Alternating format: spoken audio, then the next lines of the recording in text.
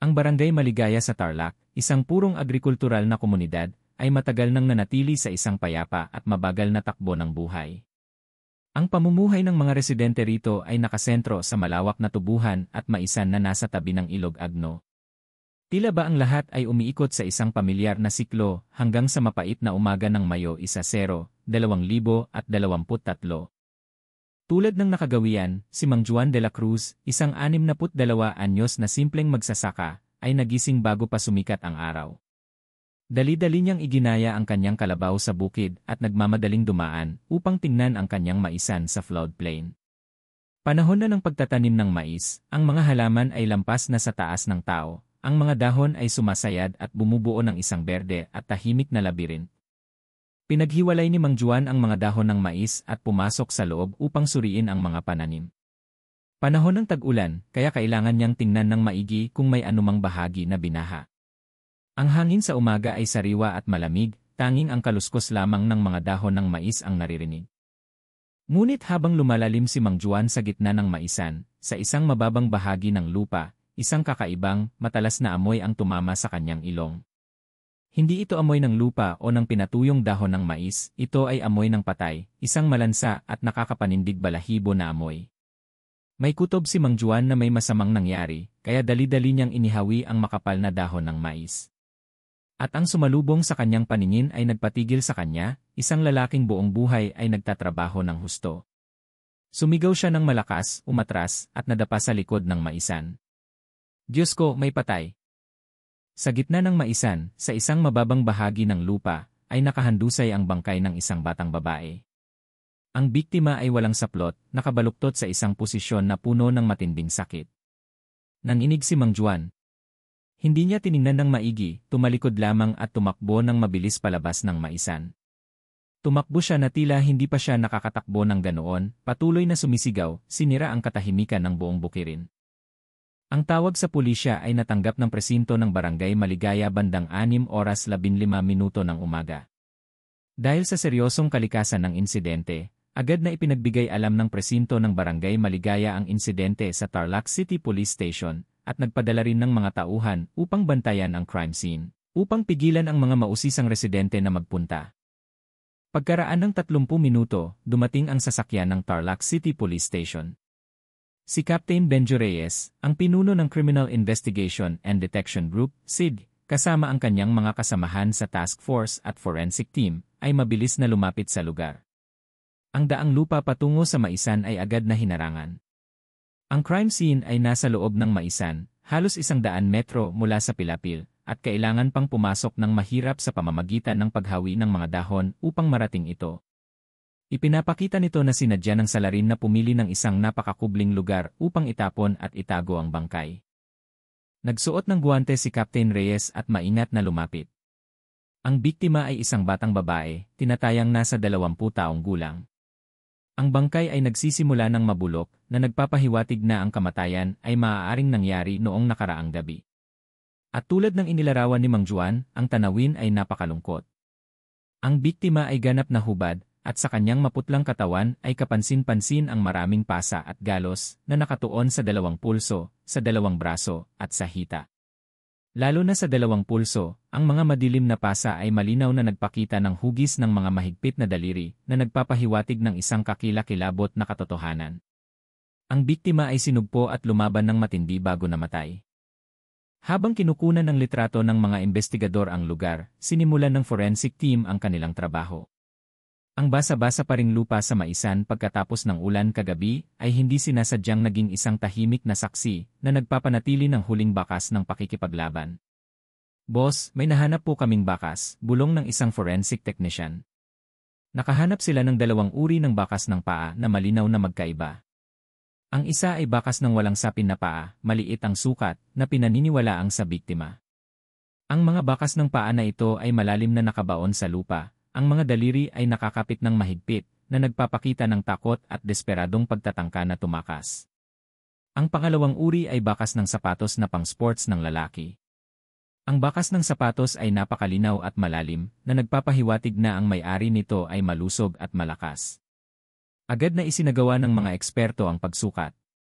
Ang sula ng sapatos ay may katangi-tanging disenyo ng isang popular na brand ng fashion, at ang pinakamahalaga, ang sukat nito ay 42. Halos tiyak na ito ang bakas ng paa ng salarin. Isang forensic pathologist mula sa Tarlac Provincial Forensic Center ang ipinadala upang magsagawa ng paunang pagsusuri sa bangkay sa mismong pinangyarihan. Ang biktima ay isang babae, mula 20 hanggang 25 taong gulang, sabi ng doktor sa isang kalmadong tono, ngunit nararamdaman ng lahat ang pinipigilang galit sa kanyang boses. Ang paunang sanhi ng kamatayan ay mechanical asphyxia dahil sa pagkakasakal. Itinuro niya ang leeg ng biktima, mayroong isang madilim na marka na paikot sa leeg. At itinuro niya ang kaawa-awang mukha ng dalagita. Ang kondisyon ng bangkay na may dila na nakalabas at mga mata na nakadilat ay mga klasikong palatandaan ng kamatayan dahil sa pagkakasakal na may malakas na puwersang panlabas sa leeg. Huminto siya sandali upang suriin ng mas maigi, at sa isang nagulat na tono, sinabi niya may mga palatandaan ng matinding sexual na pang-aabuso. Ang pribadong bahagi ay may maraming malubhang pinsala. Ang impormasyong ito ay lalong nagpabigat sa kapaligiran sa crime scene. Ito ay isang kaso ng panggagahasa at pagpatay, pagkatapos ay itinapon ng bangkay. Isang krimen na hindi pa nangyayari sa payapang lalawigang ito. Agad na binuo ang isang task force sa direktang pamumuno ng mga opisyal ng Tarlac Provincial Police Office. Ang kaso ay tinukoy na napakaseryoso. Ang pinakamahalagang tanong ay, sino ang biktima? Habang isinasagawa ang mga operasyon upang matukoy ang pagkakakilanlan ng biktima, bandang 10 oras ng umaga, isang sinag ng pag-asa ang sumikat. Natanggap ng task force na nagsasagawa ng paghahanap sa mga ulat ng nawawalang tao sa mga karatig barangay at kalapit na industrial zone ang impormasyon. Noong gabing nakaraan, Mayo 9, ang pamilya ni Romulo Santos, na nakatira sa barangay San Isidro, Tarlac City, ay nagulantang at nagulat sa presinto ng barangay tungkol sa pagkawala ng kanilang anak. Ang kanilang anak na si Angie, Annalyn Santos, 23 taong gulang. Si Annalyn ay isang manggagawa sa pabrika ng damit sa Tarlac Industrial Park, na hindi kalayuan sa barangay Maligaya. Noong nakaraang gabi, sinabi ni Annalyn sa kanyang pamilya na pupunta siya sa kaarawan ng isang kaibigan at uwi ng gabi.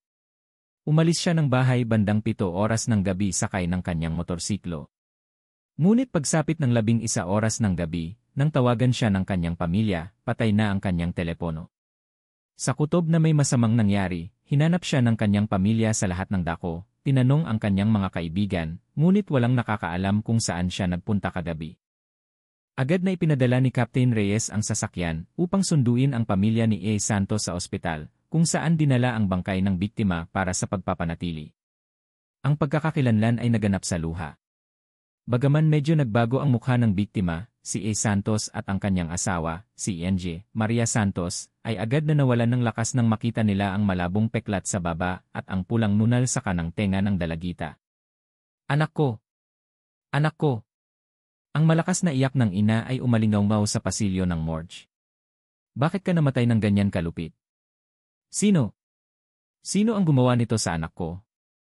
Natukoy na ang pagkakakilanlan ng biktima. Si Annalyn Santos, 23 taong gulang, isang mabait at magandang dalagita, ang pag-asa ng buong pamilya. Ang kanyang kamatayan ay hindi lamang isang kaso, ito ay isang sakit, isang matinding galit para sa buong lugar. Ang task force, na ngayon ay may pangalan na ng biktima, ay agad na sinimulan ang unang bahagi ng investigasyon, suriin ang lahat ng ugnayan ni Annalyn Santos. Ang salarin, isang taong nakasuot ng sapatos na sukat 42, isang taong may lakas at kalupitan ng demonyo, ay nagtatago pa rin sa kung saan. Ang madamdaming pagkakakilanlan sa morgue ng Tarlac City ay opisyal na nagbigay ng pangalan sa trahedya, si Annalyn Santos, 23 taong gulang. Ang impormasyong ito ay agad na iniulat sa command center ng task force. Bagamat inaasahan na ni Captain Benjo Reyes at ng kanyang mga kasamahan, hindi pa rin nila maiwasang maramdaman ang bigat na bumagsak sa kanilang mga balikat. Hindi lamang sila naghahanap ng isang mamamatay tao, naghahanap sila ng katarungan para sa isang batang babae, isang mabait na manggagawa sa pabrika ng damit na may buong kinabukasan pa sa harapan niya. Ang pressure mula sa publiko, mula sa pamilya ng biktima, at mula mismo sa Tarlac Provincial Police Office ay napakalaki. Isang kaso ng brutal na panggagahasa at pagpatay ang nangyari sa isang dating payapang lugar na nagdulot ng malaking takot at pangamba.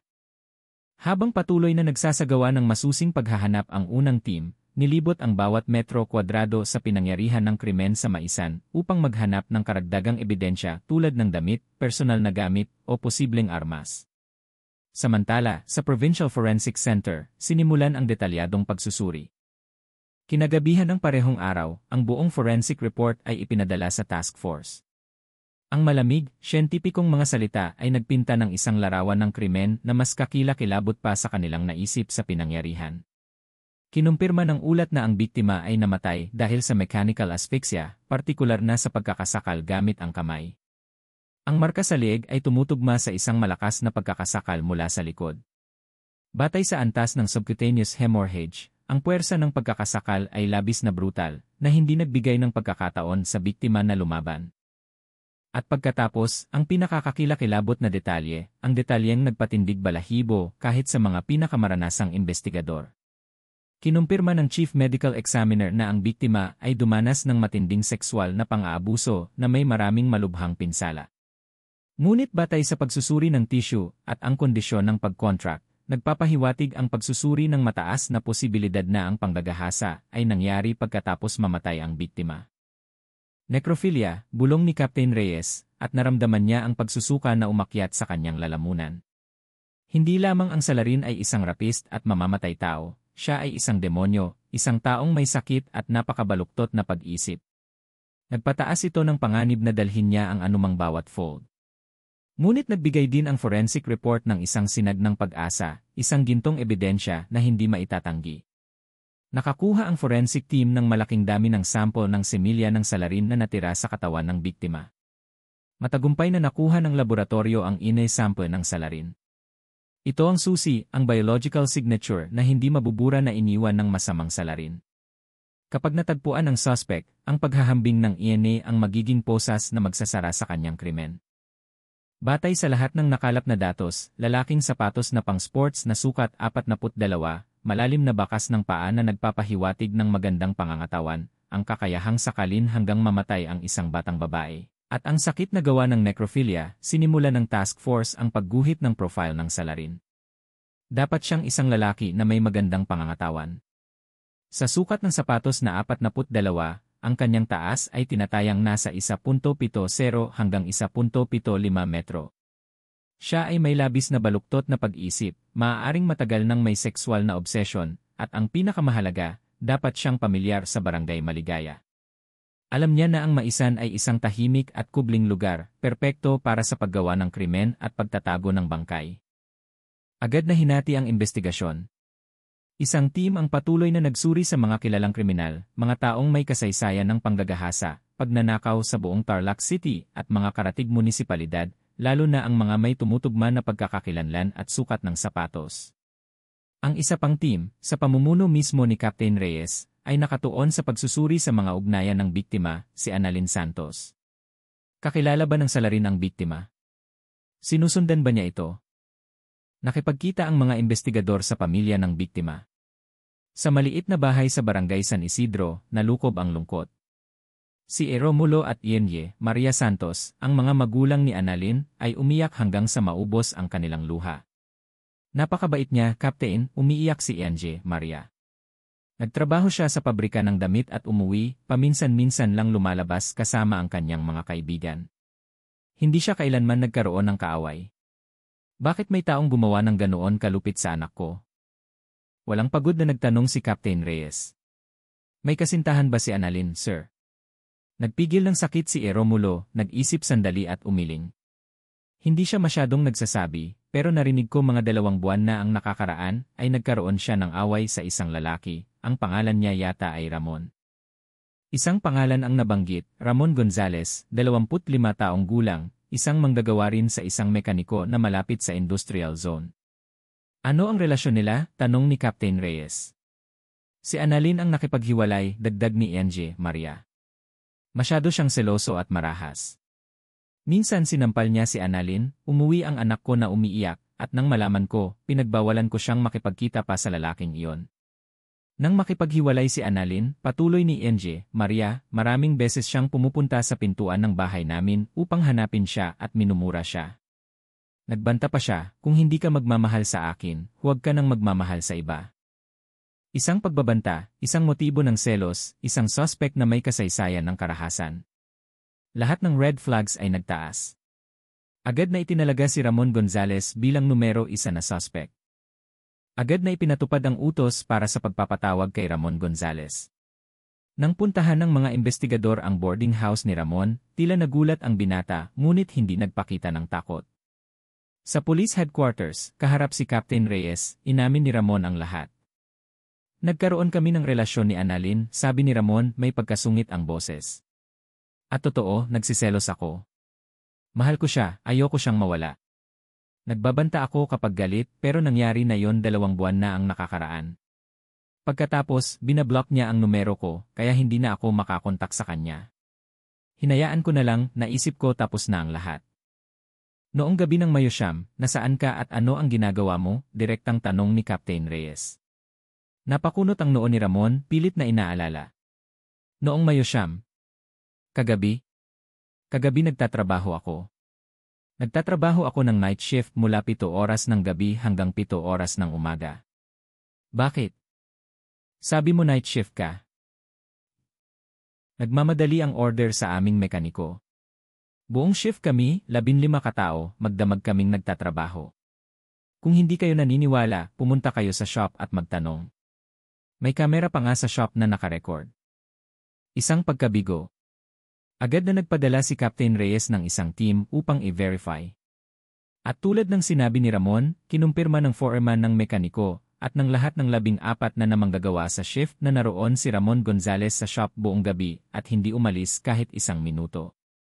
Malinaw ding naitala ng security camera ng shop ang imahe ni Ramon na nagtatrabaho sa Lada machine. Si Ramon Gonzales ay may hindi matatawarang alibi. Bukod pa rito, nang hindi sinasadyang suriin ng mga investigador ang sukat ng sapatos ni Ramon, sukat 4 na po ang kanyang sapatos, naganap na hindi tumugma. Ang numero 1 suspect ay inalis. Ang task force ay bumalik sa simula, ngunit sa pagkakataong ito, nawalan sila ng isang mahalagang araw. Naramdaman ni Captain Reyes ang bigat ng pressure, hindi ang ex-boyfriend ang salarin, kaya sino siya? Kasabay nito, iniulat ng team na nagsuri sa crime scene ang isa pang mahalagang impormasyon. Ang motorsiklo na ginamit ni Annalyn Santos upang umalis ng bahay, isang puting Wave Alpha, ay nawala. Wala ito sa pinangyarihan ng krimen at hindi rin natagpuan ang cellphone ng biktima.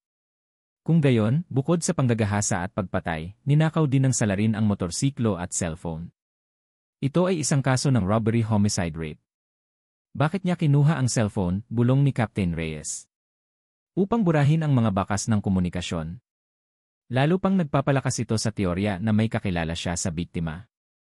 Natatakot siya na matuklasan natin ang tawag o text message sa pagitan nila. Nagpa siya si Captain Reyes na magsimula muli. Ipinaabot niya si NJ, Lisa Manalo, 24 taong gulang, ang matalik na kaibigan ni Annalyn na nagtatrabaho sa parehong pabrika ng damit upang kausapin. Maaaring may itinago si Annalyn sa kanyang pamilya, ngunit sinabi sa kanyang matalik na kaibigan. Ang pakikipag-usap kay Lisa ay hindi rin nagbigay ng resulta sa simula. Umiyak lang si Lisa tungkol sa kung gaano kabait at kaganda si Annalyn. Huminahon ka, matyagang sabi ni Captain Reyes. Pagkatapos makipaghiwalay kay Ramon, mayroon bang sinabi si Annalyn sa'yo? May nakita ka bang ibang lalaking nakikipagkita kay Annalyn? Nag-atubili si Lisa sandali, pinunasan ang kanyang luha. Opo, mayroon po akong sasabihin. Hindi ko po alam kung sasabihin ko ba kasi po pinagbawalan ako ni Annalyn na sabihin kanino man. Ano ito? Kailangan mong sabihin. Ito lang ang tanging paraan upang matulungan kaming mahanap ang gumawa nito sa iyong kaibigan. Humugot ng malalim na hininga si Lisa at nagsalita, nanginginig ang boses. Opo, nitong nakaraang 2 o 3 linggo, nakilala po ni Annalyn ang isang bagong kasintahan. Masaya po siya. Sabi niya po, maalalahanin, maginoo, at gwapo pa po ang lalaking ito. Sino ang lalaking iyon? Ano ang pangalan niya? Saan siya nakatira? Sunod-sunod na tanong ni Captain Reyes. Iyon po ang problema, umiling si Lisa. Sabi niya po nakilala niya ang lalaking ito online, sa Messenger po. Messenger. Bumilis ang tibok ng puso ni Captain Reyes. Ito na. Ang ninakaw na cellphone. Ayaw ng salarin na matuklasan nila ito. Ano ang alam mo tungkol sa Messenger account na yon? Ipinakita ba sa iyo ni Annalyn ang kanyang profile picture? Napakagwapo niya, parang pop idol. Ang username niya ay Prince Charming. Palagi silang nag-uusap ni Annalyn. Sabi niya po, nakipagkita sa kanya ang lalaking ito ng ilang beses pero nahihiya pa rin siya. Sabi ng lalaki, negosyante daw siya sa Angeles City, paminsan-minsan lang daw umuwi sa Tarlac. Kagabi, umiyak si Lisa, bago po siya umalis, nag-message po siya sa akin. Sabi niya po, ngayong gabi, makikipag-date ako kay Prince Charming. Kinakabahan ako. Tinukso ko pa po siya. Hindi ko po inakala na yon na pala ang huling beses. Ang pinakamahalagang impormasyon ay lumabas. Hindi kakilala ang salarin. Siya ay isang estranghero, isang multo sa online na nagtatago sa likod ng pangalan na Prince Charming at isang peking profile picture. At siya ang huling nakipagkita kay Annalyn Santos. Ang problema ngayon ay ninakaw ng salarin ang cellphone ng biktima, lahat ng kasaysayan ng chat ay naroon. Ayos lang, determinado ang boses ni Captain Reyes. Mayroon tayong username. Makikipag-ugnayan tayo sa service provider. Hindi niya mabubura ang kanyang baka sa server. Agad na binuo ang isang emergency request na may lagda ng piskal at ipinadala sa punong tanggapan ng Messenger na humihiling ng lahat ng kasaysayan ng chat, data ng pag-login, at numero ng telepono na nakarehistro sa account ni Prince Charming. Nagsimula na ang teknolohikal na labanan upang alisin ang maskara ng multong ito. Pagkatapos matukoy ang pangunahing direksyon ng investigasyon, isang matinding kapaligiran ng pagmamadali ang bumalot sa buong task force. Ang lahat ng pag-asa ngayon ay nakasalalay sa isang pangalan, Prince Charming. Alam ni Captain Benjo Reyes na ang oras ay hindi pabor sa kanila. Ang salarin, matapos gawin ang kakilakilabot na krimen at nakawin ang cellphone, ay tiyak na nasa mataas na pag-ingat. Maaaring binubura niya ang mga bakas o naghahanda para sa isang pagtakas. Ang emergency request para sa data extraction, na inaprubahan ng Tarlac Provincial Prosecutor's Office, ay mabilis na ipinadala. Ang buong task force ay pumasok sa isang yugto ng matinding paghihintay. Sa bawat oras na lumilipas, lalong lumalaki ang posibilidad na burahin ng masamang salarin ang kanyang mga bakas. Kinabukasan ng umaga, dumating ang data mula sa server ng Messenger. Agad na nagsimula ang isang team ng mga forensic technical experts, ang pinakamahusay sa Tarlac Provincial Police, sa kanilang trabaho. Sila ay nakaupo sa harap ng computer screen, sinimulan ang pagbubunyag ng nakakatakot na account na may pangalang si Prince Charming. Ang unang resulta ay iniulat kay Captain Reyes, at ito ay isang malamig na hampas. Boss, may malaking problema po tayo, sabi ng isang forensic technical surgeon, puno ng pagkabigo ang boses. Ang numero ng telepono na ginamit para mag-register sa Prince Charming account ay isang burner line. Burner line? Kumunot ang noo ni Captain Reyes. Opo, ito po ay isang prepaid line na nabili na activate na at ibinebenta sa mga tabi-tabi. Walang anumang impormasyon sa pagpaparehistro ng tunay na may-ari. Sinuri na po namin sa network provider. Ang numero ng telepono na ito ay na-activate mga isang buwan na ang nakakaraan at ganap na hindi na gumagana bandang 2 oras ng umaga ng Mayo 10, ibig sabihin, ilang oras lang matapos mangyari ang krimen. Tinapon ng salarin ang NSS card. Ang paghahanap sa pamamagitan ng numero ng telepono ay humantong sa isang dead end. Isang nakakapanindig balahibo na kalkulasyon. Hindi lamang ang salarin ay isang taong may sakit, siya ay napakatalino. Naghanda siya ng isang disposable communication tool upang isagawa ang kanyang plano at agad itong itinapon pagkatapos makuha ang kanyang layunin. Paano naman ang kasaysayan ng chat? Tanong ni Captain Reyes, walang pagbabago ang kanyang boses. Hindi niya mabubura ang nasa server. Na-recover na po namin ang lahat ng iyon, boss. At kinukumpirma nito ang lahat ng sinabi ng kaibigan ng biktima. Heto, boss, tingnan nyo. Binuksan ng sergeant ang isang text file. Iyon ang buong transcript ng 2 linggong pag-uusap sa pagitan ni Prince Charming at Annalyn Santos. Binasa ni Captain Reyes ang bawat linya at habang nagbabasa, lalong humigpit ang kanyang kamao. Hindi ito isang simpleng pag-uusap ng panliligaw, ito ay isang kalkuladong script ng panghuhuli. Ang salarin, sa ilalim ng pangalang si Prince Charming, at isang ninakaw na profile picture ng isang modelo, ay nagsimula sa napakatamis at mapanlinlang na mga salita. Prince Charming, hello, Annalyn. Hindi ko sinasadyang makita ang messenger mo. Ang ngiti mo ay napakaganda na nagpatulog sa akin buong hapon. Ilang araw pagkaraan, si Prince Charming nagnenegosyo ako sa Angeles City, at matagumpay na ako, ngunit napakalungkot pa rin ako. Siguro ipinapaghintay ako ng Diyos upang makilala ka. Patuloy niyang inilalarawan ang isang imahe ng isang matagumpay, mayaman, romantikong lalaki, ngunit kulang sa pagmamahal. Tinamaan niya ang pag-isip ng isang batang babae na naghahangad ng isang magandang pag-ibig pagkatapos ng isang marahas na relasyon. Matyaga siyang nagtatayo ng tiwala, bawat araw ay nagwi-wish ng good night at nagtatanong tungkol sa trabaho. Pagkatapos, mga 3 araw bago ang krimen, nagsimula siyang mag-udyo. Prince Charming, Annalyn, miss na kita. Hindi na ako makapaghintay pa. Magkita tayo. Si Annalyn ay nag-atubili pa rin. Nahihiya po ako. Ang bilis naman po nating magkita. Paano kung isama ko ang kaibigan ko sa weekend? At ito ang mapagpasyang psychological move ng salarin. Prince Charming, hindi ka ba nagtitiwala sa akin? Ang pag-ibig ay dapat may tiwala.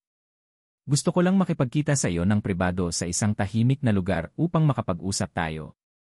Ipinapangako ko, mag-uusap lang tayo.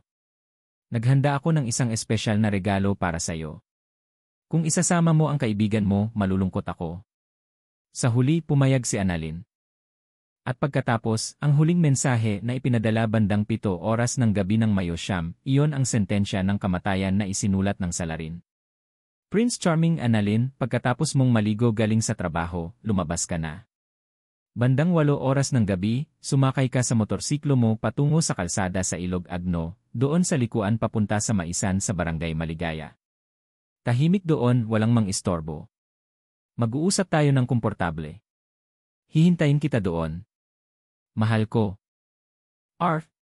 Malakas na hinampas ni Captain Reyes ang mesa. Ang lahat ay napakalinaw. Ang modus operandi niya ay gumamit ng peking messenger account upang lumikha ng isang perpektong disguise, nililinlang ang biktima na pumunta sa isang tahimik na lugar na napili na. Ang Maisan ay hindi lamang lugar ng pagtatapon ng bangkay, iyon ang unang crime scene, ang bitag na inilatag. Inimbitahan niya ang biktima doon. Naghanda na siya, sabi ni Captain Reyes, matigas ang boses. Ngunit hindi pa rin natin alam kung sino siya. Mayroon pa bang iba? Paano ang data ng pag-login? Umiling ang forensic technical surgeon, lalong nagiging mahirap ang kanyang ekspresyon. Ito ang ikatlo at pinakamalaking problema, boss. Ang pagsubaybay sa may-ari ng account na ito ay napakahirap. Itinuro niya ang isang statistical table, sinuri namin ang lahat ng kasaysayan ng pag-login ng Prince Charming account sa loob ng 2 linggo, at ang resulta ay walang nakapirming address. Ano ang ibig sabihin niyan? Ibig sabihin, hindi siya kailanman gumagamit ng Wi-Fi. Hindi siya nagla-login sa bahay, hindi sa coffee shop, hindi sa anumang lugar na may nakapirming network address na maaaring masubaybayan. Lahat ng 100% ng mga sesyon ng pag-login ay ginawa sa pamamagitan ng mobile data, 3Y o 4Y. Idinagdag ng surgeon, ang A-address ng mobile network ay isang dynamic Y. Patuloy itong nagbabago at ibinabahagi sa libu-libong iba't ibang subscriber sa isang malaking lugar. Hindi namin matukoy ang isang tiyak na lokasyon mula sa address na ito. Napakahusay ng kalkulasyon ng salarin. Alam niya na ang paggamit ng Wi-Fi ay magbubunyag ng address ng kanyang bahay. Ginagamit lamang niya ang mobile data sa isang mobile device upang ganap na itago ang kanyang pagkakakilanlan. Muling huminto ang task force. Mayroon silang kumpletong script ng krimen. Mayroon silang modus operandi. Mayroon silang end ng salarin. Ngunit wala silang pangalan, mukha o address. Ang salarin ay nananatiling isang multo, isang napakatalino at teknolohiya-savvy na multo. Ang silid ay nalukuban ng katahimikan. Tumayo si Captain Reyes at naglakad-lakad. Nakatitig siya sa mapa ng Tarlac City na nakasabit sa dingding. Matalino siya, bulong niya. Gumagamit siya ng burner lion, gumagamit siya ng 3Y. Akala niya walang makakahanap sa kanya, pero nagkakamali siya. Mabilis siyang lumingon sa technical surgeon. Gumagamit siya ng mobile network, tama, ngunit ang kanyang telepono, anuman ang network na ginagamit niya, ay dapat kumonekta sa isang base transceiver station, YDDA. Hindi siya maaaring maging ganap na hindi nakikita sa network provider. Nagningning ang mata ng surgeon. Tama po kayo, boss. Hindi tayo makakahanap sa pamamagitan ng ngunit makakahanap tayo sa pamamagitan ng kasaysayan ng koneksyon ng IA. Eksakto, sabi ni Captain Reyes, at isang plano ang nagsimulang mabuo sa kanyang isip. Itinapon niya ang SIL, ngunit mayroon tayong numero ng telepono ng burner line na iyon. Agad na makipagtulungan sa network provider. Hindi ko kailangan malaman kung nasaan siya sa nakaraang 2 linggo. Kailangan ko lang malaman ang isang tiyak na oras, 8 oras ng gabi ng Mayo siyam. Sa oras na yon, ipinadala niya ang huling mensahe. Sa oras na yon ay nakipagkita siya kay Annalyn. Sa ang Yikira Station sa Barangay Maligaya nakakonekta ang burner 9 na yon. Naunawaan ng sergeant ang ideya, ngunit ipinahayag din ang kahirapan. Boss, ang isang Yikira Station sa rural na lugar tulad ng Barangay Maligaya ay maaaring may radius ng saklaw na ilang kilometro o hanggang 5 kilometro. Hindi tayo bibigyan niya ng isang tiyak na bahay, bibigyan tayo niya ng isang malaking lugar na maaaring sumasakop sa libu-libong kabahayan. Mas mahusay, sabi ni Captain Reyes, sinampal ang mapa. Bibigyan tayo niya ng isang bilog, at ang salarin, ang lalaking may sukat 42 na sapatos, na may taas na 1.70 metro, ay tiyak na nasa loob ng bilog na iyon. Isang bagong plano ng investigasyon na pinagsasama ang high technology at tradisyonal na forensic methods ang binuo. Hindi na natin susuriin ang buong munisipalidad, utos ni Captain Reyes. Hahanapin natin ang radius ng saklaw ng IKEA station na yon. Pagkatapos, ang ground team, kasama ang barangay police, ay susuriin ang bawat bahay, bawat pamilya, at gagawa ng listahan ng lahat ng lalaki na nasa edad 18 hanggang 30, walang permanenteng trabaho. Ang mga kabataan na walang ginagawa, nalululong sa online games, at nalululong sa alak. Lahat ng posibleng suspect sa lugar na yon. Magiging mahaba ang listahan, tapos niya, ngunit hindi na ito walang katapusan. Kukunin natin ang sample ng bawat isa sa listahan upang ikumpara. Kung kinakailangan, babaligtarin natin ang lugar na yon. Ang multo ng si Prince Charming ay malapit ng lumabas. Ang paghahanap, mula sa isang malabo na online space, ay opisyal nang ibinaba sa lupa, na nakakulong sa isang radius na ilang kilometro lamang. Ang huling lambat ay nagsimula ng humigpit. Ang bagong plano ng investigasyon, isang umaasa na kombinasyon ng teknolohiya sa telekomunikasyon at tradisyonal na forensic screening, ay agad na ipinatupad. Hindi nag-aksaya ng oras si Captain Benjo Reyes. Ipinadala niya ang Technical Task Force na may emergency order upang magtrabaho magdamag sa Network Operations Center. Ang kahilingan ay napakapartikular, tiyakin ang eksaktong base transceiver station, YIA, na kinonekta at ginamit ng burner line, 0-6S, ni Prince Charming, para sa mobile data, 3-4. Sa kritikal na oras mula 7 oras 30 minuto UAS hanggang 9 oras left ng Mayo siyam, 2023. Dumating ang resulta pagsapit ng 4 oras 10, tulad ng isang alarm clock na nagpabalik sa buong task force mula sa pagkapagod. Kinumpirma ng network provider na sa eksaktong timeframe na yon, ang cellphone na naglalaman ng burner line ng salarin ay patuloy na kumonekta sa isang partikular na Yitira station. Ang station na may code LED 441 na matatagpuan sa bubong ng isang barangay hall sa sentro ng Barangay Maligaya. Agad na inilimbag ang coverage map ng Yitira station na ito sa malaking format at inilatag sa command table. Tulad ng hula ni Captain Reyes, hindi lang ito nagbigay sa kanila ng isang bahay, nagpinta ito ng isang malaking bilog, isang lugar na may radius na humigit kumulang 3 kilometro, na halos sumasaklaw sa buong Barangay Maligaya at sumasakop din sa maliit na bahagi ng 2 karatig barangay. Sa bilog na ito, may halos 800 kabahayan na may residenteng populasyon at pansamantalang residente na umabot sa halos 3,000 katao. Ang susunod, matigas na sabi ni Captain Reyes, ang pinakamahirap na trabaho. Hahanapin natin ang karayom sa tumpok ng dayami. Ang buong Tarlac City Police, sa pakikipag-ugnayan sa Barangay Police ng Maligaya at ng 2 karatig barangay, ay ide-deploy.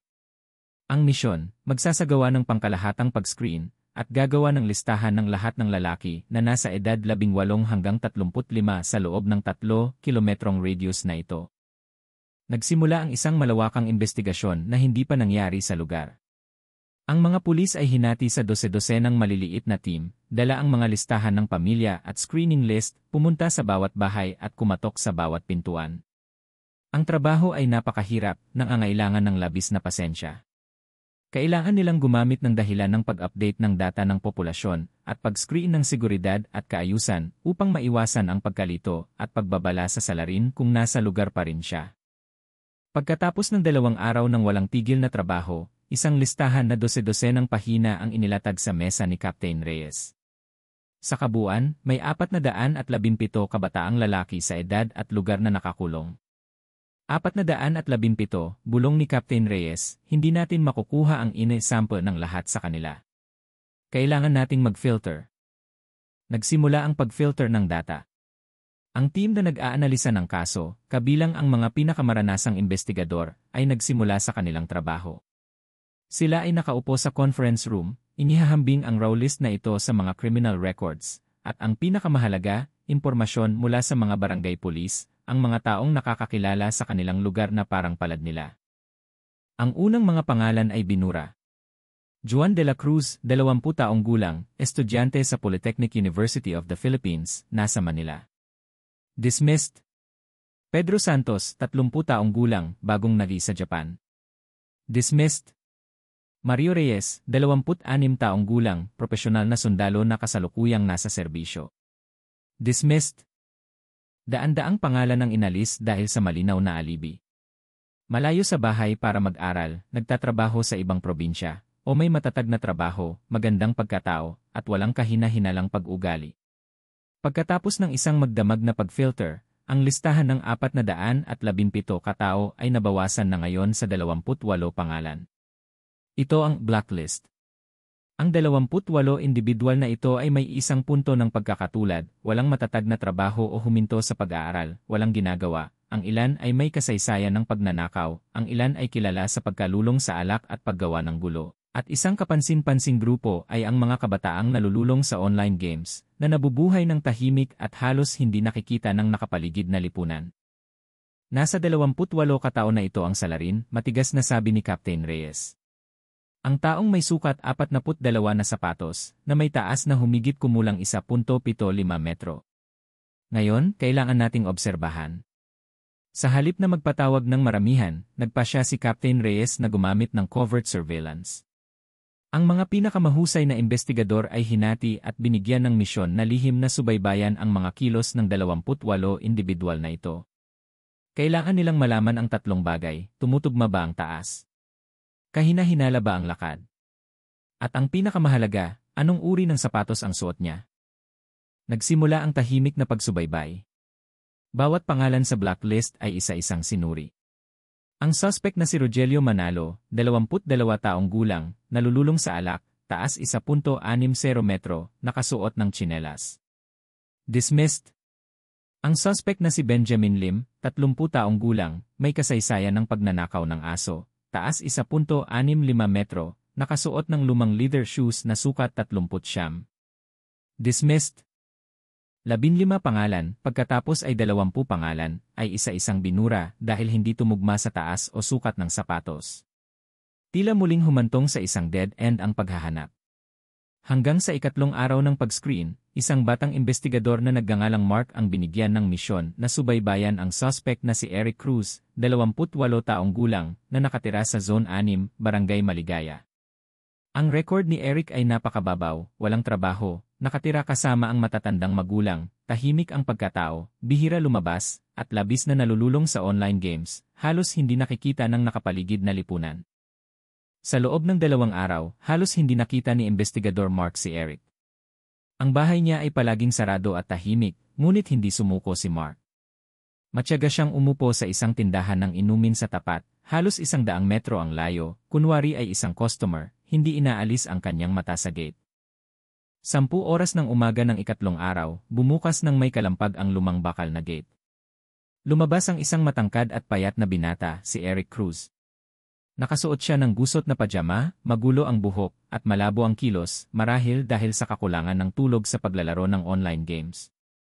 Naglakad siya patungo sa sari-sari store sa dulo ng eskinita, marahil upang bumili ng sigarilyo. Agad na nag-focus si investigador Mark. Mabilis niyang tinantya ang taas, humigit kumulang 1.72 hanggang 1.75 metro, tumugma. Bumilis ang tibok ng puso ni Mark. Tiningnan niya ang paa ni Eric. Nakasuot siya ng sapatos na pang-sports na Adidas, isang karaniwang running shoe. Ang sapatos ay luma at puno ng putik, ngunit ang disenyo ng sula nito, ito ay eksaktong katulad ng disenyo ng sula ng sapatos na kinunan ng litrato at sinuri ng forensic team mula sa crime scene. Bumili si Eric ng sigarilyo at naglakad pabalik. Nang dumaan siya sa tindahan ng inumin, mabilis na sinilip ni Mark ang sula ng sapatos. Ang numero ng sukat ay malabo pa rin ngunit kitang-kita, 42. Tumugma. Sinubukan ni Investigador Mark na manatiling kalmado. Naghintay siya hanggang sa ganap na makapasok si Eric sa bahay bago niya inilabas ang kanyang cellphone. Boss Benjo, sabi ni Mark, nanginginig ang boses sa excitement. Ang suspect na si Eric Cruz, tinatayang taas ay 1.73 metro, ang disenyo ng sapatos na pang-sports ay tumugma sa baka sa crime scene. Ulitin ko, sukat 42 ang sapatos, ganap na tumugma. Isang imagaling ang narinig sa kabilang linya. Ang lahat ng piraso ay nabuo. Ang salarin ay hindi isang brutal na kriminal na may criminal record, siya ay isang taong nagtatago, isang nag-iisang lobo na naninirahan sa gitna ng kawan. Eric Cruz, 28 taong gulang, walang trabaho, nalululong sa online games, at tahimik. Mayroon siyang oras, mayroon siyang kaalaman sa teknolohiya, paggamit ng burner line, paggamit ng 3E. Nakatira siya sa loob ng EVS coverage area. Mayroon siyang pangangatawan at sukat ng sapatos na tumugma. At ang pinakamahalaga, mayroon siyang online life, isang perpektong psychological frustration para sa ganitong uri ng sakit na sexual na krimen. Siya si Prince Charming, ipinahayag ni Captain Reyes sa conference room. Lahat ng huling pagdududa ay nawala. Hindi na nila kailangan pang kumuha ng sample mula sa natitirang 27 suspect. Mayroon na silang isang target. Hindi natin siya maaaring arestuhin sa pamamagitan lamang ng bakas ng sapatos, sabi ni Captain Reyes. Tatanggi siya, sasabihin niya na nawala ang sapatos niya o hiniram ng ibang tao. Kailangan natin ang pinakamataas na ebidensya, kailangan natin ang kanyang DNA. Pero paano natin kukunin ang kanyang DNA sample ng legal bago siya ipatawag? Boss, ngumiti si Captain Reyes. Kakalabas lang niya upang bumili ng sigarilyo. Siya ay isang adik sa online games at sigarilyo. Sundan niyo siya. Kapag nagtapon siya ng upos ng sigarilyo, balat ng candy, o isang lata ng soft drinks na kakainin niya, kunin niyo at dalhin dito sa akin. Agad na tumanggap ng utos ang isang team ng mga investigador at bumalik sa posisyon ng pagsubaybay kay Eric Cruz. Opisyal nang nagsimula ang paghahanap para sa ebidensya ng DNA. Ibinaba ang utos ni Captain Benjo Reyes. Opisyal na nagsimula ang paghahanap ng ebidensya ng DNA, isang yugto na nangangailangan ng halos lubos na pasensya. Si Investigador Mark at isa pang kasamahan ay bumalik sa kanilang posisyon ng pagsubaybay sa tindahan ng inumin sa tapat ng bahay ni Eric Cruz. Ngayon, hindi lang sila nagmamasid upang kumpirmahin ang hitsura, naghihintay sila ng gintong pagkakataon, naghihintay na itapon ng salarin ang isang biological waste. Isang araw ang lumipas, nananatiling sarado ang bakal na gate ng bahay ni Eric. Tila siya isang night owl, isang taong ganap na hiwalay sa labas ng mundo. Kailangang maghalinhinan si Investigador Mark at ang kanyang kasamahan, hindi inaalis ang kanilang mata sa gate. Ininom nila ang bawat takure ng tsaa, nagsalita ng iba't ibang usapang walang kabuluhan sa may-ari ng tindahan upang itago ang kanilang pagkabalisa. Pagsapit ng hapon ng ikalawang araw ng pagsubaybay, halos naubos na ang kanilang pasensya. Amoy ba niya ang anumang bagay? O nag-imbak na ba siya ng sapat na pagkain para sa isang linggong paglalaro? At saka, nang papalubog na ang araw, muling bumukas ng may kalampag ang bakal na gate. Lumabas si Eric Cruz at sa pagkakataong ito, mas lalo siyang mukhang miserable. Ang kanyang mahabang buhok ay magulo, ang kanyang mukha ay payat at maputla sa ilalim ng papalubog na araw. Nakasuot siya ng lumang damit at nakasuot pa rin ang kanyang Adidas na sapatos na pang-sports, sukat 42. Sumulyap siya sa paligid, isang babala, at pagkatapos ay naglakad patungo sa sari-sari store. Kinindatan ni Investigador Mark ang kanyang kasamahan, ready. Pumasok si Eric sa sari-sari store. Pagkaraan ng ilang minuto, lumabas siya, may hawak na pakete ng instant noodles sa isang kamay at isang bote ng energy drink na kalahating litro sa kabilang kamay. Hindi siya agad umuwi. Tumayo siya sa ilalim ng bubong ng sari-sari store. Dali-daling binuksan ang pakete ng noodles, dinurog ito, at isinubo ng mabilis. Kumain siya na parang isang taong matagal nang nagugutom. Pagkatapos kumain, binuksan niya ang bote ng energy drink, uminom ng mahaba, halos naubos ang kalahati ng bote. Tumayo siya doon, nakatitig sa kawalan, tulala ng ilang segundo. Pagkatapos, tila nagising, ibinalik niya ang natitirang inumin sa kanyang kamay at, sa isang tamad na kilos, itinapon niya ang bote ng direkta sa isang pampublikong basurahan na gawa sa plastik na nakalagay ilang metro lamang ang layo. Pagkatapos, bumalik siya sa kanyang lungga at isinara ang gate. Iyon ang bote ng inumin. Nagkatinginan si Investigador Mart at ang kanyang kasamahan. Kailangan nilang maghintay na makapasok na siya sa bahay, maghintay na hindi na siya pinapansin ng mga kapitbahay. 5 minuto, 10 minuto, ganap nang lumubog ang araw, nagsimula nang umilaw ang maliit na eskinita. Walang emosyon na tumayo si Investigador Mart at nagbayad sa may-ari ng tindahan. Naglakad siya ng dahan-dahan na parang isang residente na naglalakad-lakad sa gabi. Naglakad siya patungo sa basurahan. Mabilis siyang sumulyap sa paligid, walang tao. Sa isang mabilis at determinado na kilos, yumuko siya at inilagay ang kanyang kamay sa basurahan, kinuha ang eksaktong bote ng energy drink na itinapon ni Eric. Hindi niya hinawakan ang bibig ng bote. Maingat niyang hinawakan ang katawan at mabilis na isinilid ito sa isang malinis na plastic bag na inihanda na niya sa kanyang jacket. Bumalik siya sa kanyang motorsiklo at umalis. Nakuha na ang sample. Ang motorsiklo ni Investigador Mart ay bumulusok sa gabi, tumawid sa 12 kilometro upang marating ang Angeles City. Sa Tarlac Provincial Forensic Center, 9 oras na ng gabi, ngunit ang buong forensic team ay nakahanda pa rin at naghihintay. Ang bote ng inumin ay ipinasa. Ang chief forensic pathologist, isang seryosong lalaki, na nakasuot ng guwantes, ay maingat na gumamit ng isang espesyal na cotton swab upang kumuha ng sample ng buccal mucosa cells at laway na nakadikit sa bibig ng bote. Maganda ang sample, sabi niya. May sapat na genetic material. Agad nating isasagawa ang sequencing at paghahambing. Ang pinakamaaga, bukas ng umaga ay may resulta na. Iyon ang pinakamahabang gabi para sa task force. Hindi makatulog si Captain Benjo Reyes. Nakaupo siya sa command room, patuloy na binabalikan ang case file. Lahat ay tumuturo kay Eric. Ang bakas ng sapatos, ang taas, ang pagiging misteryoso ng messenger account, ang katotohanang nakatira siya sa loob ng years coverage area, lahat ay perpekto. Ngunit kung hindi tumugma ang sample, ibig sabihin, ang tunay na salarin ay nasa labas pa rin, at napakatalino niya kaya hiniram niya ang sapatos ni Eric o gumawa ng isang serye ng peking ebidensya. 7 oras ng umaga kinabukasan, tumunog ang telepono sa opisina ni Captain Reyes. Ang tunog nito ay tuyo at mas matinis kaysa sa karaniwan. Kinuha niya ang telepono. Reyes, sabi niya. Sa kabilang linya ay ang pamilyar na boses ng chief forensic pathologist. Walang pag-aksaya ng oras, direkta siyang nagtanong. Benjo, may resulta na tayo. Hindi niya maitago ang kanyang pagkasabik. Ang genetic material na nakuha mula sa laway sa bibig ng bote ng energy drink na ipinadala ninyo ay nagbigay ng isang malinaw at natatanging male Yari profile. Nagpigil ng hininga si Captain Reyes. At ang ENA profile na yon, patuloy ng doktor, matapos ihambing sa ENA sample ng salarin na nakuha namin mula sa bangkay ni Annalyn Santos, ang resulta ay 100% tumugma. Ulitin ko, ganap na tumugma, walang pagkakamali.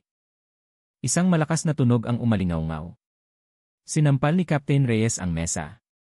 Hindi siya sumigaw, ngunit isang ngiti ng pagkalito at galit ang lumabas sa kanyang pagod na mukha. Siya nga, sabi niya. Si Eric Cruz si Prince Charming. Boss, tumawag si Captain Reyes sa Provincial Police Director. Natukoy na namin ang salarin. Ang siyentipikong ebidensya ay nagpatunay sa suspect. Humihingi ako ng emergency warrant of arrest at search warrant para sa bahay ni Eric Cruz, 28 taong gulang, nakatira sa Barangay Maligaya. Agad na inaprubahan ang utos. Ang plano ng pag-aresto ay binuo sa loob lamang ng 10 minuto.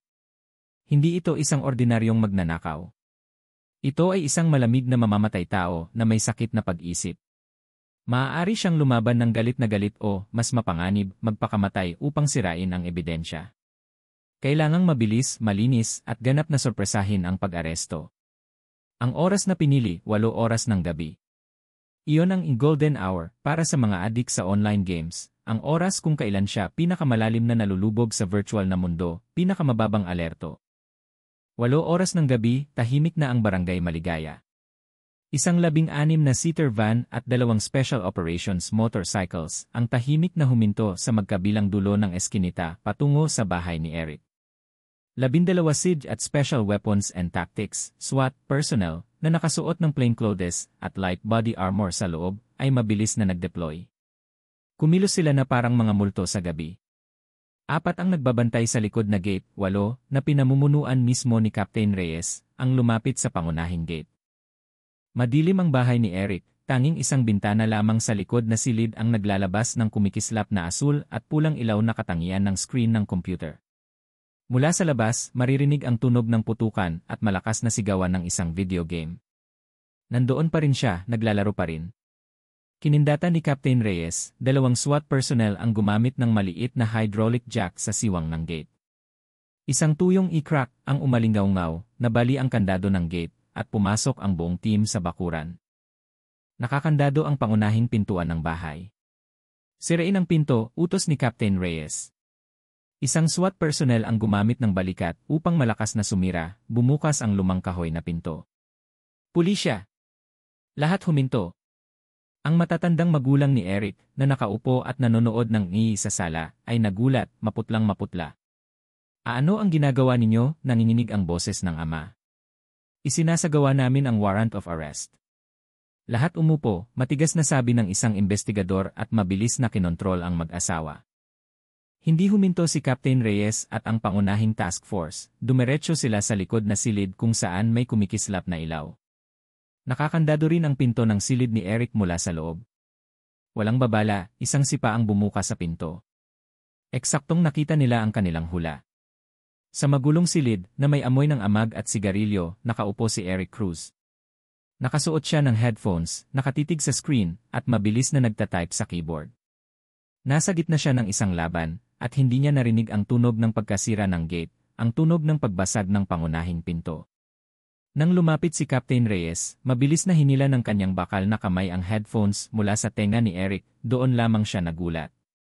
Mabilis siyang lumingon, at sa halip na ang mga halimaw sa screen, ngayon ay mga itim na baril at malamig at matitigas na mukha ng mga pulis. Nagbago ang mukha ni Eric mula sa pagkabigla patungo sa takot at pagkatapos ay ganap na pagbagsak. Nagsimulang manginig ang kanyang baba. Hindi siya sumigaw, hindi siya lumaban. Tiningnan lang niya ang mga investigador at dahan-dahang itinaas ang kanyang 2 kamay. Opisyal nang natapos ang laro.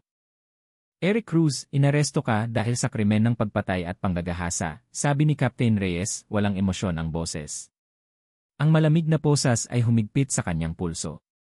Habang inilalabas si Eric, agad na lumapit si Investigador Mark sa computer.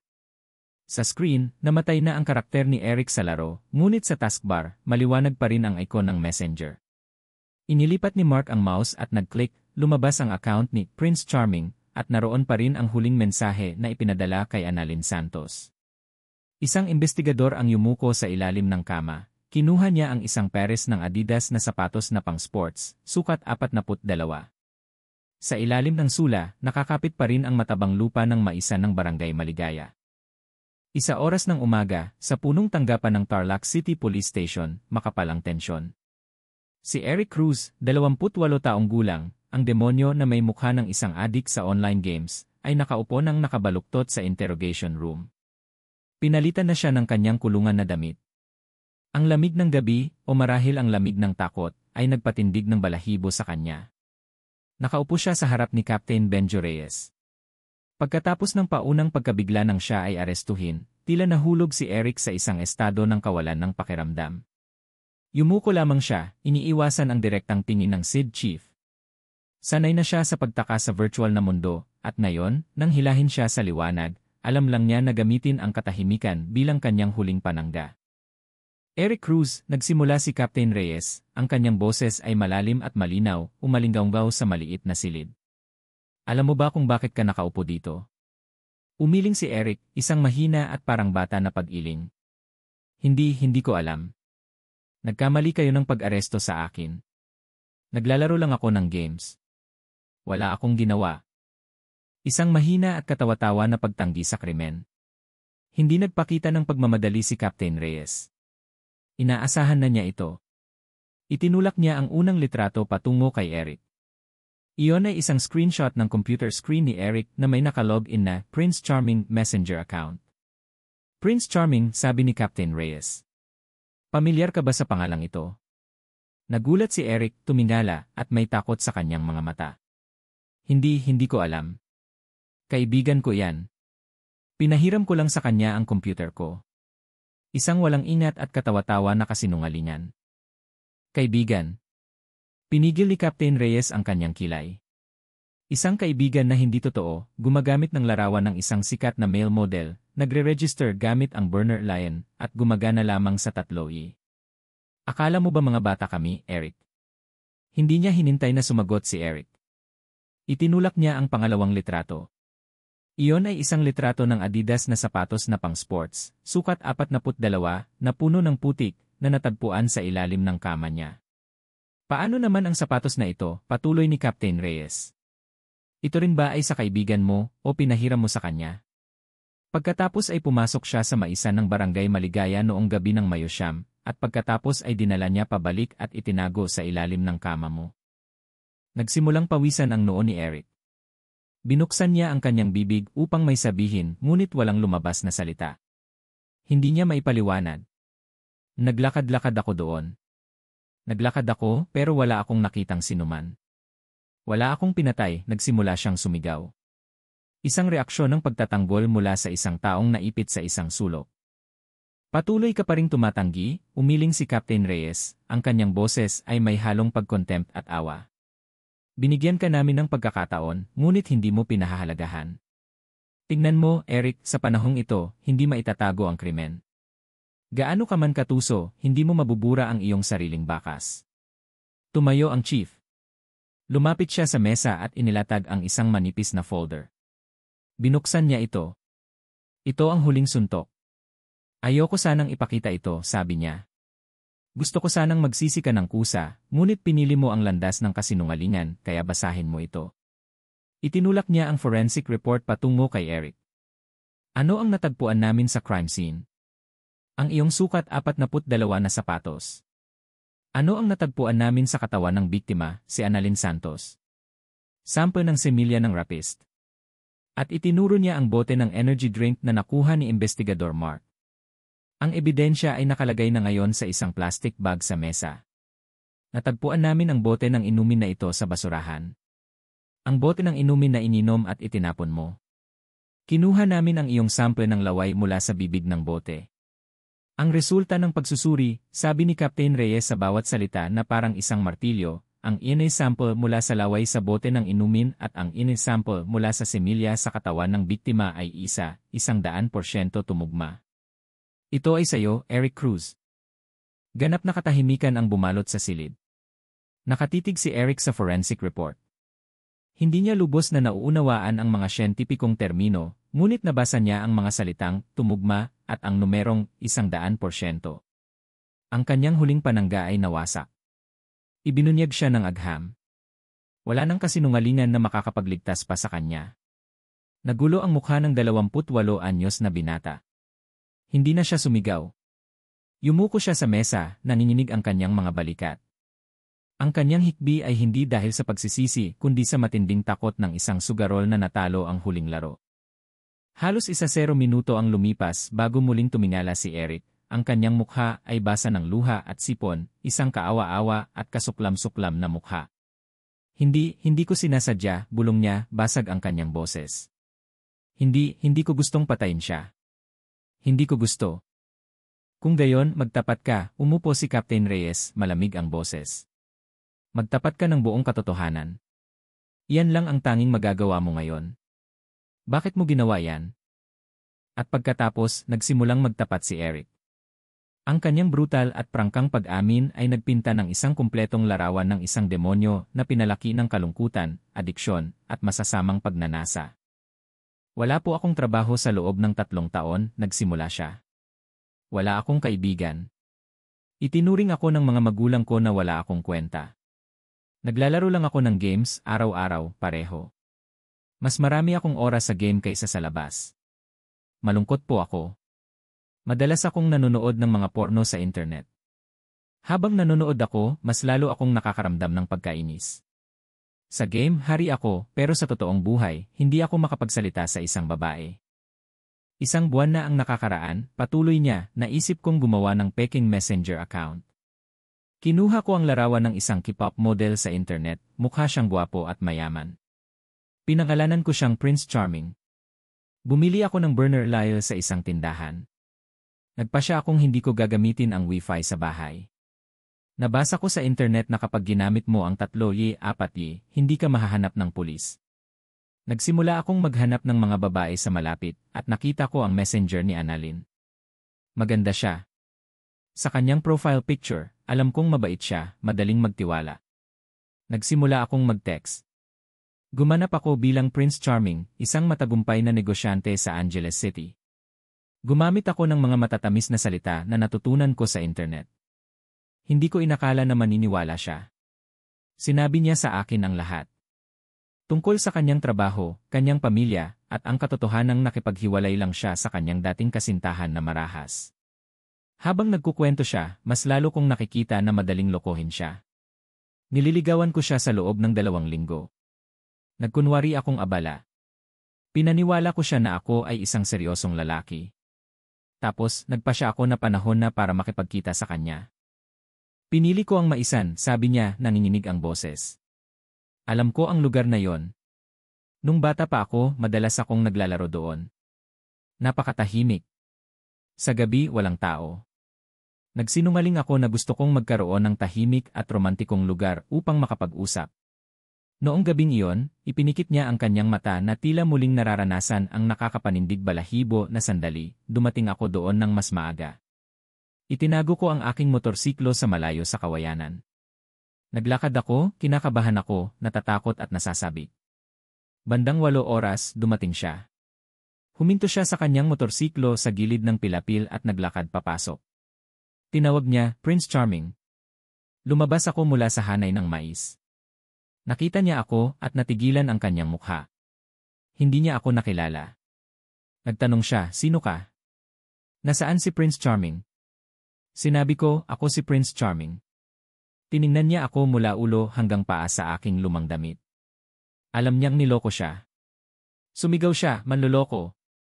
Pagkatapos ay tumalikod siya, nagbabalak tumakbo patungo sa kanyang motorsiklo.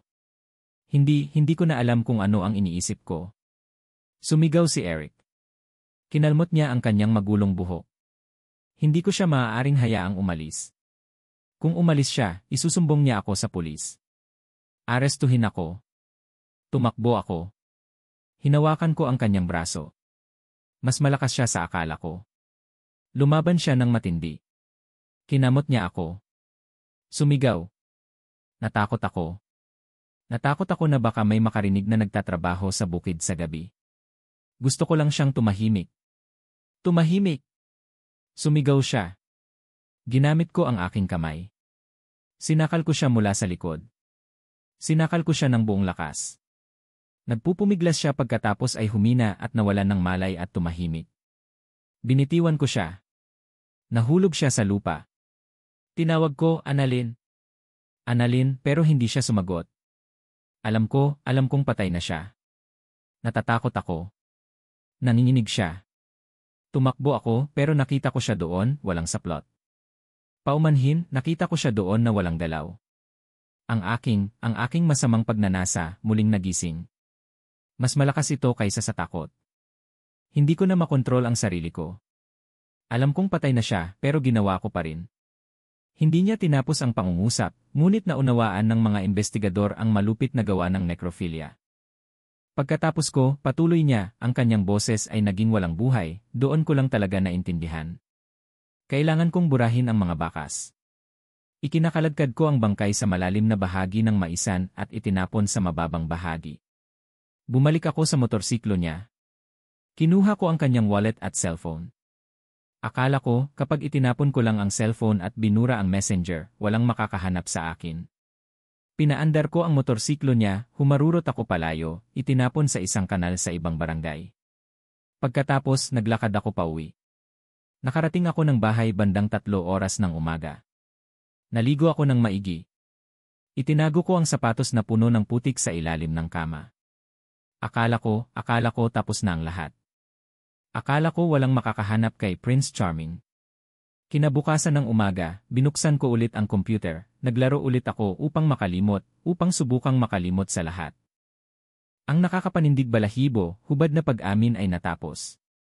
Ang silid ay nalukuban ng katahimikan, tanging ang tunog lamang ng pag-iyak, hindi dahil sa pagsisisi kundi sa matinding takot ng isang demonyo na kakalabas lang mula sa virtual na mundo. Ganap nang nalutas ang kaso. Ang kaso ng multo ng online na panlilinlang, pagpatay at panggagahasa na may pagtatapon ng bangkay sa maisan ng Barangay Maligaya ay nagdulot ng gulat sa Tarlac sa loob ng maraming linggo. Ang takot at pangamba ay kumalat sa mga industrial zones kung saan libu-libong kabataang babaeng manggagawa ang nagtatrabaho maghapon at magdamag. Nang lumabas ang impormasyon na naaresto na ng Tarlac Provincial Police ang salarin, unti-unting napalitan ang takot ng matinding galit. 3 buwan pagkaraan, binuksan ng Tarlac Regional Trial Court ang isang pampublikong paglilitis kay Eric Cruz, 28 taong gulang. Mula pa umaga, daan-daang mausisa at galit na residente ang nagtipon, punong-puno sa loob at labas ng courtroom. Dumating sila upang personal na makita ang mukha ng demonyo, ang taong nakatira sa gitna nila ngunit gumawa ng isang krimen na hindi maisip. Sa unang hilera ng mga upuan na nakalaan para sa pamilya ng biktima, nakaupo si Romulo Santos at ang kanyang asawa, si Enye Maria Santos. 2 magsasaka na sa isang gabi ay nawalan ng nag-iisang anak. Hawak-hawak ni Enye Maria ang litrato ni Annalyn Santos, ubos na ang kanyang luha, tanging ang walang buhay at tulala na tingin na lamang ang natira. Si Romulo, ang haligi ng pamilya, ay tumanda rin, ang kanyang buhok ay puting-puti. 9 oras ng umaga, tahimik ang buong bulwagan nang ipahayag ng presiding judge ang pagsisimula ng paglilitis. Si Eric Cruz ay inilabas ng 2 judicial police at dinala sa harap ng saksi. Hindi na siya ang romantiko, maginoo na Prince Charming, hindi na siya ang hari sa mundo ng online games. Ngayon, si Eric ay isang payat at maputlang binata na nanginginig sa kanyang malaking kulungan na damit. Hindi siya naglakas loob na tumingala, hindi naglakas loob na tumingin sa pamilya ng biktima, hindi naglakas loob na harapin ang daan-daang tingin na nakatuon sa kanya. Ang kinatawa ng Tarlac Provincial Prosecutor's Office, sa isang matigas na boses, ay nagsimulang basahin ang akusasyon. Bawat salita ay umalingaw-ngaw na nagbubunyag ng buong masamang plano ng panghuhuli ni Eric Cruz. Dahil lamang sa pagpapakasasa sa kanyang masasamang pagnanasa, binigyang diin ng piskal, ang akusado na si Eric Cruz ay gumawa ng isang napakatuso at mapanlinlang na plano. Ginamit ng akusado ang teknolohiya, gumawa ng peking messenger account, gumamit ng burner line, at gumamit ng 3-4 network upang itago ang kanyang pagkakakilanlan. Nagpanggap ang akusado na isang matagumpay na negosyante, gumamit ng mga matatamis na salita upang linlangin at hikayatin ang biktima na si Annalyn Santos, isang mabait at madaling magtiwala na batang babae. Muling inilarawan ng akusasyon ang nakakapanindig balahibo na gabi. Ang pagpaplano ng akusado na makipagkita sa biktima sa tahimik na maisan. Ang paglitaw ng tunay na pagkatao ng akusado, at nang lumaban at magmura ang biktima, hindi nag-atubili ang akusado na gumamit ng dahas upang sakalin ang biktima hanggang sa mamatay. At hindi doon natapos ang krimen, ang boses ng piskal ay tila pinipigilan ang galit. Pagkatapos patayin ang biktima, sa isang sakit na psikolohikal na estado, nawalan ng pagkatao, ang akusado na si Eric Cruz ay gumawa pa ng malupit na panggagahasa sa bangkay ng namatay. Pagkatapos, ninakaw ng akusado ang motorsiklo at cellphone upang itapon ang ebidensya at itago ang krimen. Nagulantang ang buong bulwagan, umalingaw-ngaw ang mga pagmumura at hikbi. Nawalan ng malay si Enye Maria sa bisig ng kanyang mga kamag-anak. Inakusahan si Eric Cruz ng 2 pinakamabigat na krimen, pagpatay at panggagahasa, na may maraming aggravating circumstances tulad ng paggawa ng krimen sa malupit na paraan dahil sa mabababang motibo at upang isagawa o itago ang isa pang krimen. Mabilis na naganap ang pagsisiyasat dahil sa kumpletong siyentipikong ebidensya na hindi maitatanggi. Unang ebidensya, ang buong kasaysayan ng chat ni Prince Charming na nagpapakita ng malinaw na paglilinlang. Pangalawang ebidensya, ang ETS station map na nagpakita ng lokasyon ng akusado sa crime scene sa eksaktong oras ng krimen. Pangatlong ebidensya, Ang sukat 42 na sapatos na pang-sports na natagpuan sa ilalim ng kama ng akusado, na ang resulta ng pagsusuri sa putik sa sula ay ganap na tumugma sa sample ng lupa sa maisan. At ang huling at pinakamalakas na ebidensya, ang ebidensya na nagpatunay sa krimen ni Eric, ang forensic DNA report. Kinumpirma ng forensic medical examiner sa korte na ang DNA sample mula sa laway sa bote ng energy drink na itinapon ng akusado at ang DNA sample mula sa semilya na nakuha mula sa katawan ng biktima, si Annalyn Santos, ay isa. Ganap na tumugma, walang anumang error. Nakaharap sa mga ebidensyang ito, hindi maitatanggi ni Eric Cruz. Yumuko lamang siya at tumango, inamin ang lahat ng kanyang mga krimen, tulad ng kanyang pag-amin sa investigasyon. Sa bahagi ng pagtatalo, ang abogado na itinalaga upang ipagtanggol si Eric ay nasa halos walang magawa na sitwasyon. Sinubukan lamang niya na magbigay ng mga mitigating circumstances. Ang akusado ay may malinis na record, wala pang nakaraang criminal record. Ang akusado ay nagtapat ng tapat, nagsisi, at lalo na, sinubukan niyang bigyang diin, ang akusado ay labis na nalulong sa online games, nabubuhay ng hiwalay sa lipunan, na humantong sa baluktot na pag-isip at walang kontrol na kilos. Hinihiling ko sa hukuman na bigyan ang akusado ng pagkakataong muling magsimula sa buhay. Bilang tugon sa puntong ito, tumayo ang kinatawan ng piskal at nagbigay ng matalas na piskalya. Tapat na pagtapat. Matigas niyang sinabi. Ang katapatan na iyon ay lumabas lamang nang ibigay ng mga investigador ang hindi maitatanggi na forensic DNA report. Bago yon, ano? Pagtatago, pagbubura ng mga bakas, pag-uwi at pagtatago ng sapatos na puno ng putik, at pagkatapos ay tahimik na umupo sa computer, patuloy na naglalaro na parang walang nangyari. Hindi iyan pagsisisi, iyan ay takot sa siyentipikong ebidensya. Baluktot na pag-isip dahil sa adiksyon sa online games. Umiling ang piskal. Hindi maaaring gamitin ang online games bilang panangga sa krimen. Ang katamaran, kawalan ng trabaho, pagkalulong sa virtual na mundo, at masasamang materyales ang nagpalaki sa demonyo sa katawan ng akusado. Ngunit ganap na may kakayahang mag-isip ang akusado. Gumawa ang akusado ng isang matalino na plano, gumamit ng peking messenger, gumamit ng burner lion, gumamit ng 3E, pumili ng tahimik na lugar. Iyan ay kilos ng isang taong may kalkuladong tuso, hindi ng isang taong walang pag-isip.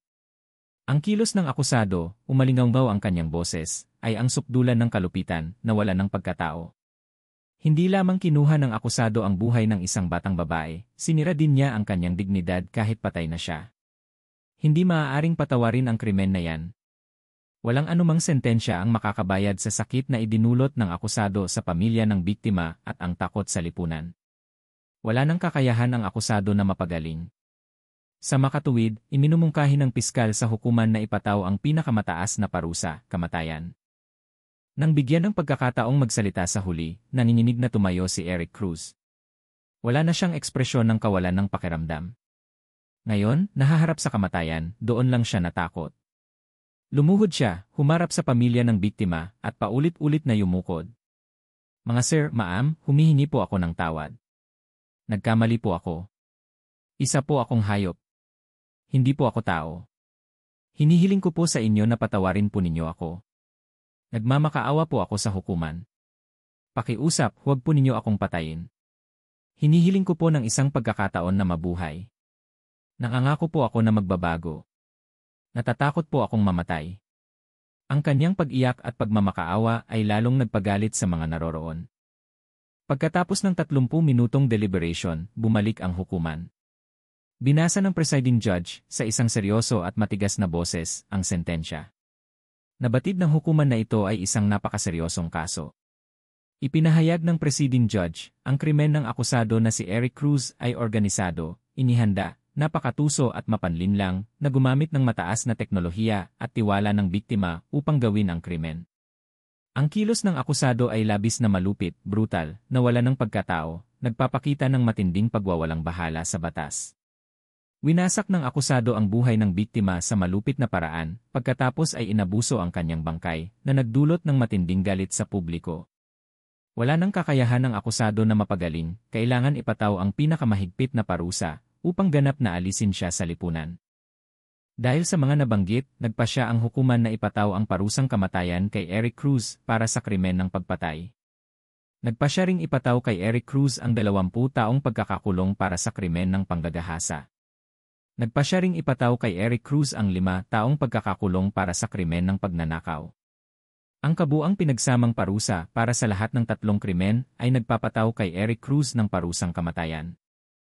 Bumagsak ang martilyo ng hustisya. Si Eric Cruz ay nanghina at bumagsak sa sahig, ang kanyang mga mata ay nakadilat at walang buhay. Dinala siya palayo. Sa ibaba, yumakap sina Romulo at Enje Maria sa litrato ng kanilang anak, umiiyak. Dumating ang hustisya, bagaman huli sa huli. Natapos ang kaso, ngunit ito ay isang mahalagang aral, isang masakit na babala sa lipunan.